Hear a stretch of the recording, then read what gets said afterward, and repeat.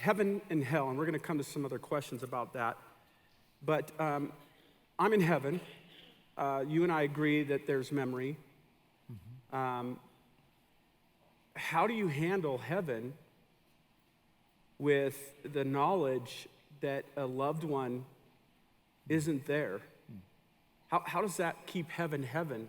What does God do in that situation when you know that you're there but somebody else isn't?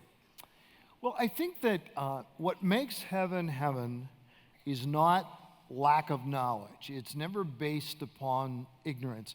God knows everything that's going on down on this earth right now, including a lot of really bad stuff. The angels know what's going on, including a lot of bad stuff, and yet heaven is still heaven for God. It's still heaven for the angels, and I think it's heaven for God's people, who we are told in some cases do certainly know what's going on. In the present heaven, in Revelation 6, you have people looking down at the injustices on earth, martyrs crying out, "How long, O Lord, before you bring judgment on those who murdered us?"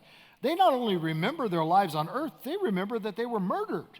But what makes heaven heaven is perspective and realization that God had purpose and plan, and the sufferings of this present time are unworthy to be compared to the glories that will be revealed to us. So I think in terms, it's the same way as we will look on those who we knew that are in hell. I think we will know that God was utterly and totally just, that he does no things wrong.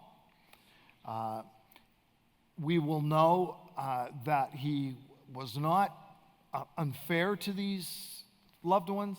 But I think what we really need to do, and I do not think that hell will ever trump heaven in any way. I think we will always know and be assured, and the glories of heaven will be great, and nothing will hold them back. However, right now, while we're still in this world, and we have unsaved loved ones and neighbors, our compulsion should not be to comfort ourselves with, well, that won't really bother us someday. No, it should really bother us now, to the point of being concerned, to doing all that we can while we still have the window of opportunity to reach lost people with the gospel of Jesus Christ. You know, this world is our last opportunity to feed the hungry, care for the needy, reach the lost with the gospel of Jesus. Let's use that time and opportunity well.